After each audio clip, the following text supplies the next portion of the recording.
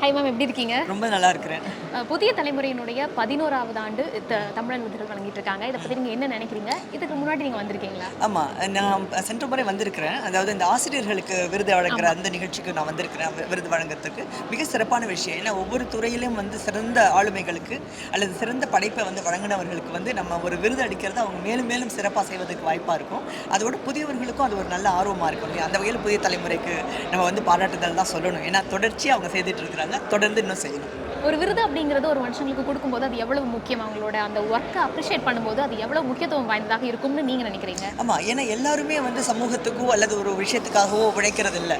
ஆனால் சிறந்த வகையில் வந்து தன்னுடைய நேரத்தையும் காலத்தையும் அறிவையும் செலவு பண்ணி செய்கின்ற சிலருக்கு நம்ம அதுக்கு சரியான ஒரு ரெக்கக்னேஷன் அப்படின்னு கொடுக்கும்போது அது வந்து மற்றவர்களுக்கு ஒரு தூண்டுதலாக இருக்கும். நிச்சயமாக நம்ம வந்து இதே மாதிரி நாமளும் செய்யணும் அப்படிங்கிற ஒரு வகையில் ஒரு தூண்டுதலாக இருக்கும் இல்லையா? அந்த வகையில் இது ஒரு நல்ல ஒரு விஷயமாக தான் நான் நினைக்கிறேன். இப்போ இருக்கக்கூடிய காலகட்டத்தில் என்ன மாதிரியான விருதுகளோ இல்லை எந்த மாதிரியான ஊக்கமோ யங்ஸ்டர்ஸ்க்கு தேவை அப்படின்னு நினைக்கிறீங்க? ஏன்னா இன்றைக்கு வந்து நமக்கு வந்து பல விதமான டைவர்ஷன்ஸ் இருக்குது இல்லையா? அதனால குழந்தைகள் எல்லாத்தையும் இளைஞர்கள் என்ன நினைக்கிறாங்கனாக்கா, என்னத்தை சாதிக்கணும், எதுக்காக நம்ம சாதிக்கணும், எல்லாமே நமக்கு தான் கிடைக்குது அப்படின்னு நினைக்கிறாங்க. ஆனால் அதை விட்டுட்டு ஏதாவது ஒன்றை வந்து நம்ம சாதிக்கணும் அப்படிங்கிறத காட்டுறதுக்கு இவர்கள்லாம் ஒரு உதாரணமாக இருக்க போகிறாங்க இல்லையா? அப்போ என்னத்தை சாதித்தார்கள் அப்படிங்கிறத பார்க்கும்பொழுது அவர்களுக்கு இவங்கெல்லாம் ஒரு வழிகாட்டிகள் அமைவாங்க. ஆக அதே இவர்களுக்கு மேலேயும் கூட படிக்கக்கூடிய ஒரு வாய்ப்பினை வந்து அதனால் பெறுவதற்கான புதிய பொட்டென்ஷியல் இருக்குது இல்லையா?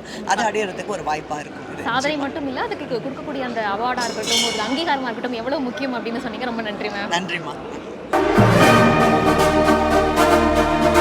நான் அப்போ வந்து வாய்ப்பு தேடி அலைஞ்சிட்டு இருந்தேன் சினிமாவில். அப்போது ஒரு நல்ல ஒரு ஆடு கொடுத்தது புதிய தலைமுறை தான். ஸோ அந்த ஸ்டேஜில் வந்து அவார்டு வாங்குறது எனக்கு ரொம்ப பெருமையாக இருக்குது. அம்மாவும் சரி அப்பாவும் சரி கூலி வேலை தான் பார்க்குறாங்க. ரொம்ப சந்தோஷமாக இருக்குது. ரொம்ப கஷ்டப்பட்டு இந்த நிலைமைக்கு வந்து விருது வாங்குறாங்க.